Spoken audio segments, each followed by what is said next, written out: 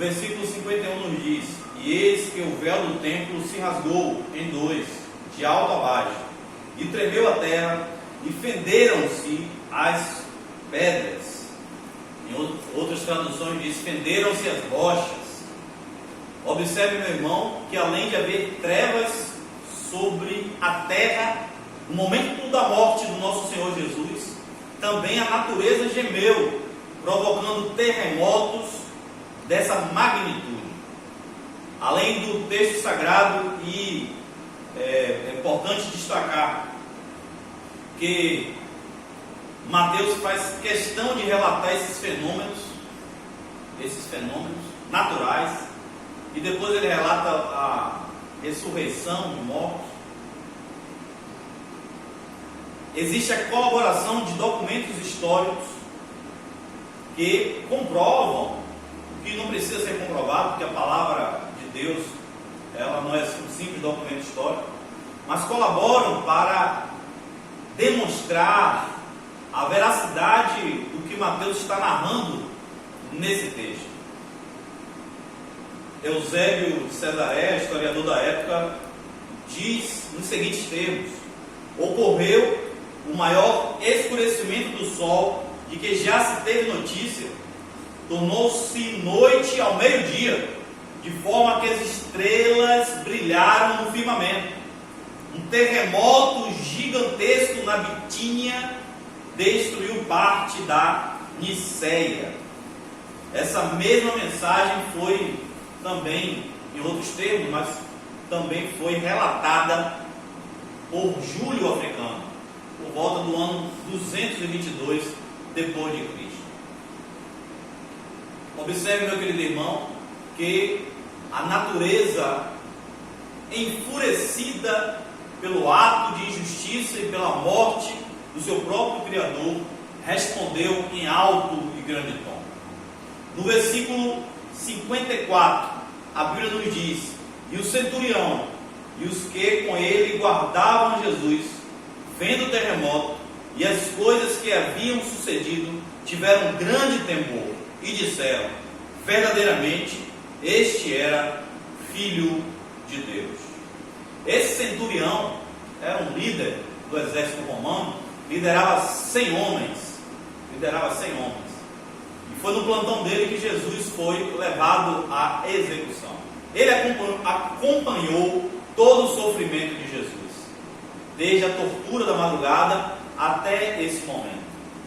A tradição cristã e judaica diz que esse centurião se converteu ao Evangelho, ele e sua família, e todos se tornaram importantes líderes do cristianismo naquele contexto. A Bíblia não fala o seu nome, nem relata essa história, mas ficou o testemunho desse oficial do exército romano, o testemunho da sua constatação, a constatação que todos nós podemos chegar.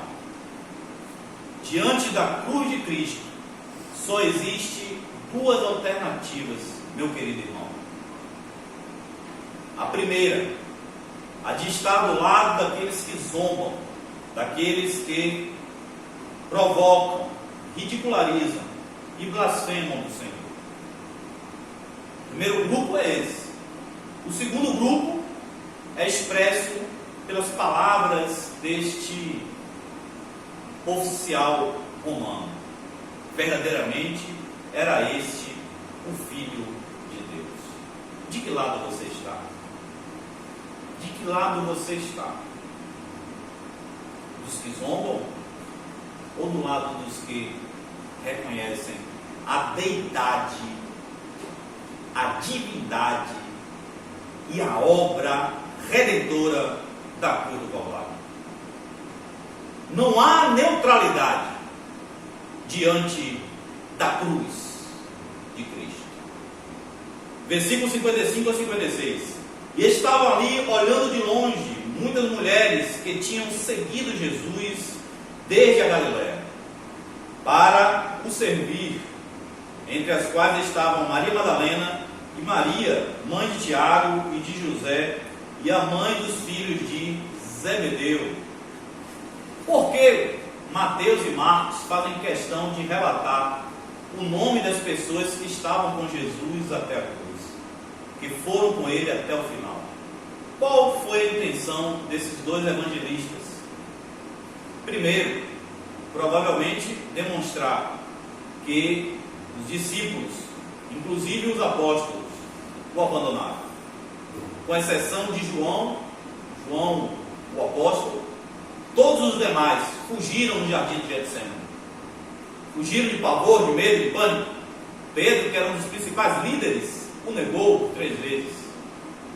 Onde estavam os amigos de Jesus na hora da cruz? Segundo, acredito que tanto Mateus quanto Marcos queriam mostrar o amor e a dedicação das mulheres para com Jesus. Estavam com ele desde a Galiléia. E a Bíblia relata ali Maria, a sua mãe.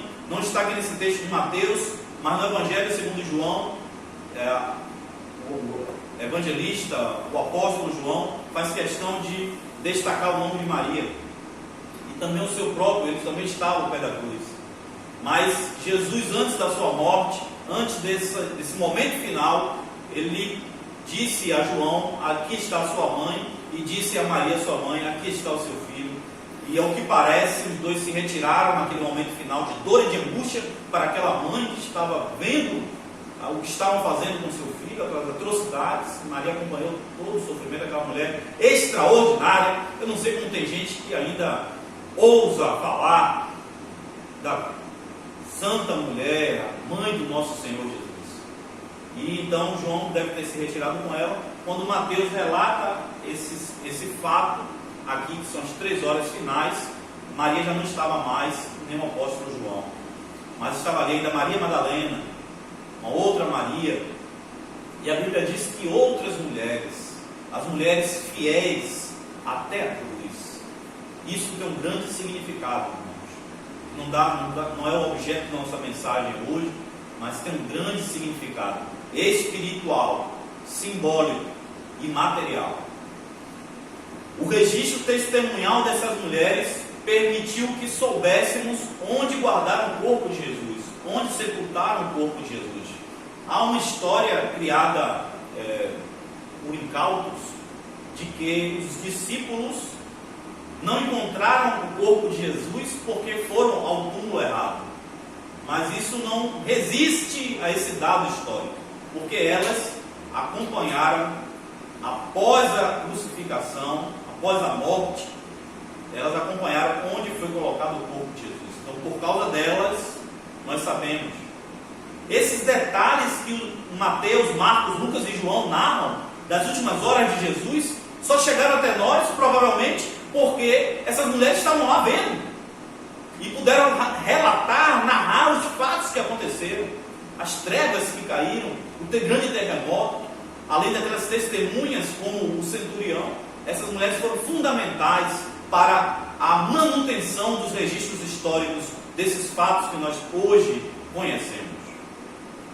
Meu querido irmão, me permita te dizer, o sacrifício de nosso Senhor Jesus, sacrifício de morte, nos ensina que nós não devemos temer a morte. Não tememos a morte, pois Cristo passou pela agonia da morte por você e por mim. Cristo passou pelo sofrimento e agonia de morrer, tomado pela angústia do pecado, o pecado original, algo que você pode não precisar passar. Aprendemos com esse texto que o acesso a Deus está livre.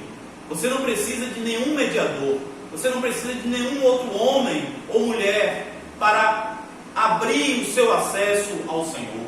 Não é necessário mais nenhum sacrifício humano ou espiritual. O sacrifício perfeito já foi feito na cruz do Calvário. Não é necessário mais nenhum sacrifício, mas mediante a morte do nosso Senhor Jesus Cristo, Deus nos concede a possibilidade de termos comunhão com Ele, de fazermos parte da sua família, de termos consolo para as nossas angústias e confiança neste mundo tão incerto.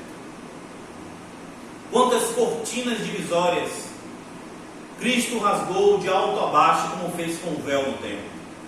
A divisão entre sacerdotes e adoradores, pois a igreja é o sacerdócio de todos os cristãos, de todos os crentes. A divisão entre judeus e gentios, pois todos esses podem ir além do átrio exterior, entrando no lugar santo, sim, e até mesmo no lugar santíssimo. Eu te pergunto, meu querido irmão, como está você nessa noite? O que a morte de Jesus representa para você? Que diferença faz para você na hora da sua angústia, da dor, na hora da sua aflição, na hora da doença? O que a cruz representa para você? O que significa a morte do nosso Senhor Jesus Cristo para a tua vida de maneira efetiva, de maneira prática, de maneira concreta? O que representa a morte do Senhor Jesus? Que Deus tenha misericórdia da minha vida, que Deus tenha misericórdia da sua vida, e que nós sejamos como aquele centurião, não como aqueles que zombavam, que negavam a deidade daquele homem que estava na cruz, mas que sejamos como o centurião, que possamos reconhecer em cada minuto, em cada segundo, em cada instante da nossa vida, que verdadeiramente estava ali o Filho de Deus, e que o próprio Deus entregou ele para morrer em morte de cruz. Nós possamos hoje servi-lo, adorá-lo e bendizê-lo para todo sempre. O que significa essa morte neste dia de hoje, nesses dias que estamos passando? O que significa a morte de Jesus? É a sexta-feira da paixão? É a Páscoa, um momento como outro qualquer para você? Ou é um momento de reflexão da sua vida, reflexão sobre o seu comportamento, os seus atos, se o seu comportamento exprime a vida que Cristo entregou a ti? Que o Senhor Deus tenha misericórdia das nossas vidas, que o Senhor Deus tenha misericórdia da minha e da sua vida, que Ele possa consolar a nossa alma e nos ajudar nesta caminhada até as mansões celestiais. Deus te abençoe, meu querido irmão, que Deus te alcance plenamente no âmbito da tua alma, do teu corpo físico e do teu espírito, em nome de Jesus. Beijo.